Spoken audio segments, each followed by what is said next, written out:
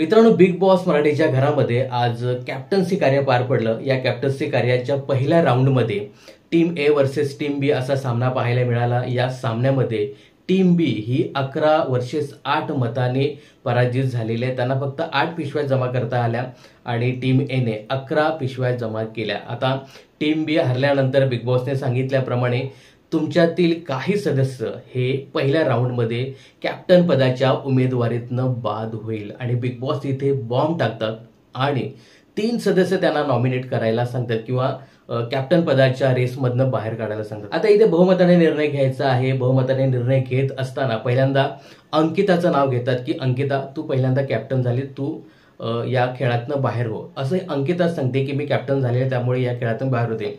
यानंतर संचालक असलेल्या वर्षाताई यांचं नाव सुचवलं जातं की वर्षाताई संचालक आहे त्यामुळे यांना बाहेर काढूया। यानंतर सहमताने पॅडी दादाचं नाव जाहीर करतात। तर हे 3 सदस्य टीम बी मधनं बाहेर होतात, जसे की वर्षाताई, त्यानंतर अंकिता आणि पॅडी दादा।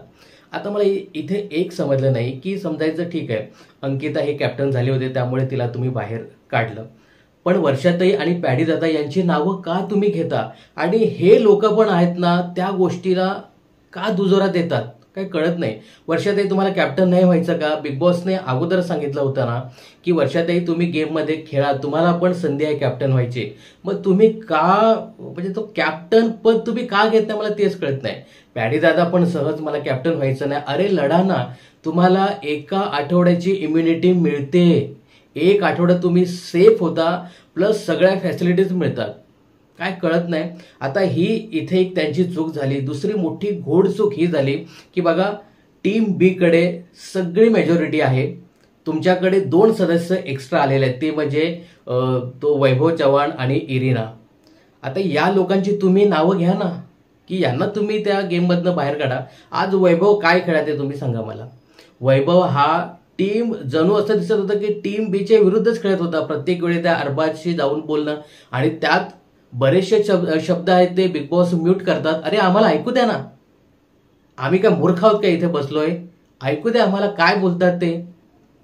अर्धे शब्द तर तुम्ही त्या वैभवच्या आणि अरबाजचे म्यूट करता, म्हणजे काय यांचं गेम चाललंय हे आम्हाला जरा कळू दे। आता इथे वैभव ज्या पद्धतीने अनफेअर गेम खेळत होता ना हे स्पष्ट दिसत होतं। त्या सूरज त्याला अडवतोय आणि हा सूरजला ढकलू पण शकत नाही आणि हाच सूरज आणि हाच वैभव, बघा हाच जो वैभव आहे तो सूरजला तेव्हा तुझी मान तोडीन अमुक तमुक सगळं बोलत होता आणि आज कुठे गेला तो वैभवचा रांगडेपणा, ती बॉडी आणि सगळं काय, सूरजला तो रोखू शकत नव्हता। बघा इथे पूर्णपणे मला असं वाटतं ना की वैभवचा अनफेअर गेम आहे ना तो दिसत होता आणि खूप स्लोली तो आज टीम बी सोबत खेळताना दिसला। यानंतर इरिनाचा पण असा काही गेम दिसला नाहीये। माझं असं वैयक्तिक मत आहे ना की बघा टीम बीच्या सदस्यांनी मेजॉरिटी करून या दोघांना आहे ना त्या टास्क मधून बाहेर काढायला हवं होतं, वैभव आणि इरिनाला। डीपी दादाला मला हे सांगणं आहे की बघा डीपी दादा असेल किंवा योगिता असेल हे दोघं एका टास्क मध्ये त्या टीम ए मध्ये गेले होते तेव्हा निकीने सहज या दोघांना बाहेर काढलं होतं। तसं आज आहे ना डीपी दादाकडे चान्स होता की या दोघांना वैभव आणि इरिनाला सहज हे लोक बाहेर काढू शकत होते आणि हे काही बोलले पण नसते।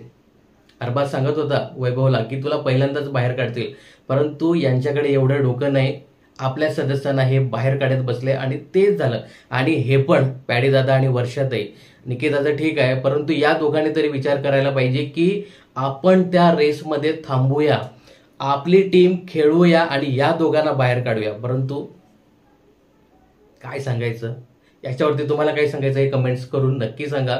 माझं असं खरंच वैयक्तिक मत होतं की टीम बीच्या सदस्यांनी तो पॅडी दादा असेल किंवा मग डीपी दादा असेल, अभिजित तरी डोकं चालवायचं की बाबा यांना आपण बाहेर काढूया।